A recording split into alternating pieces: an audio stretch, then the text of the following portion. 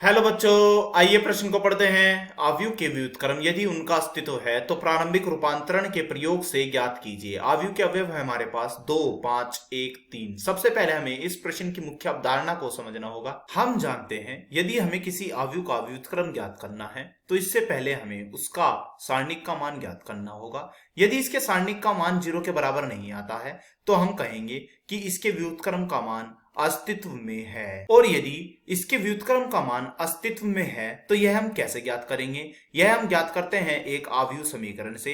यह आव्यूह समीकरण होती है a बराबर आई ए। तो चलिए इस समीकरण का प्रयोग करते हुए अपने आव्यूह के व्युत्क्रम का मान ज्ञात करते हैं। तो जैसे कि हमने अपनी मुख्य अवधारणा में बताया था कि आव्यूह का सारणिक का मान ज्ञात करना होगा। तो सारणिक का मान कैसे ज्ञात किया जाता है? सारणिक का मान यहां पर होगा ए आव्यूह का बराबर 2 गुणा 3 5 गुणा 1। तो 3 दूना 6 माइनस 5, 6 माइनस 5 कितना होता है? यह आता है हमारा 1। तो हम कह सकते हैं आव्यूह के सारणिक का मान हमारा 0 के बराबर नहीं आया, इसके व्युत्क्रम का मान अस्तित्व में है। तो अब हम बढ़ते हैं इसके व्युत्क्रम का मान ज्ञात करने की ओर। हमें पता है कि वह समीकरण क्या है जिसकी सहायता से हम व्युत्क्रम का मान ज्ञात कर सकते हैं। तो यह समीकरण है a बराबर आई ए। अब इस समीकरण में हम a का मान रख देते हैं। तो a का मान कितना है? a का मान है हमारा वह आव्यूह जिसके अवयव हैं 2, 5, 1, 3। तो लिख लेते हैं अवयव 2, 5, 1, 3।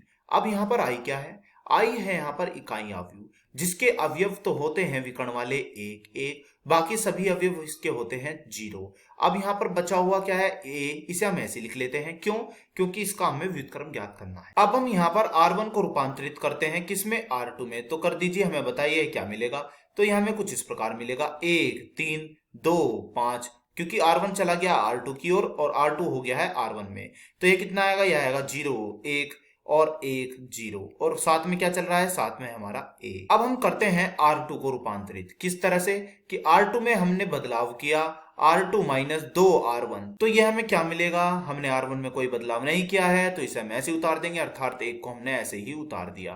फिर यह r2 में बदलाव कीजिए तो r2 ऐसे ही माइनस 2r1। r1 कितना है? 1। तो लिख दिया।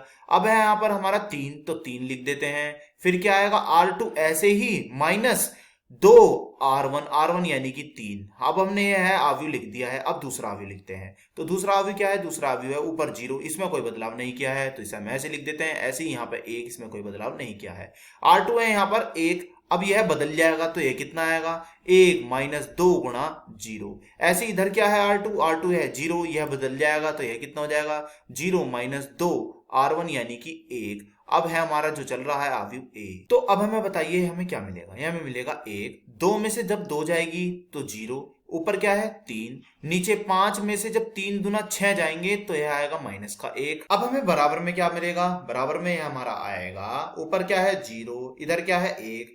1 माइनस 2 गुणा 0 तो यह हो जाएगा हमारा 1। अब इधर 0 माइनस 2 गुणा 1 यह हो जाएगा माइनस के 2। साथ में क्या चल रहा है? साथ में है a। अब हम करते हैं यहाँ r2 में बदलाव। किस तरह से कि r2 में हम गुणा कर देते हैं माइनस की। तो यह हमें क्या मिलेगा? यह हमें मिलेगा 1, 3, 0 में माइनस की गुणा 0, माइनस और गुणा माइनस यानी कि यह हो जाएगा हमारा 1। अब बराबर यह क्या आएगा? यह आएगा हमारा 0, 1, फिर माइनस 1 और जमा 2, क्योंकि माइनस 2 में माइनस की गुणा हो गई तो जमा 2 हो गए। अब हमने यहाँ पे बदलाव किया r1 में। किस तरह से? r1 में हमने बदलाव किया r1 माइनस 3 गुणे r2। तो यह हमें क्या मिलेगा? तो यह हमें कुछ इस प्रकार मिलने जा रहा है 1 माइनस 3 गुणे r2 यानी कि 0। फिर इधर क्या है? इधर है हमारा 3, तो लिख लेते 3 माइनस 3 गुणा r2। r2 कितना है? 1। नीचे क्या है? इसमें कोई बदलाव नहीं किया है, इन्हें हम ऐसे लिख देते हैं 0 और 1। फिर बराबर में क्या है? बराबर वाले लिखते हैं।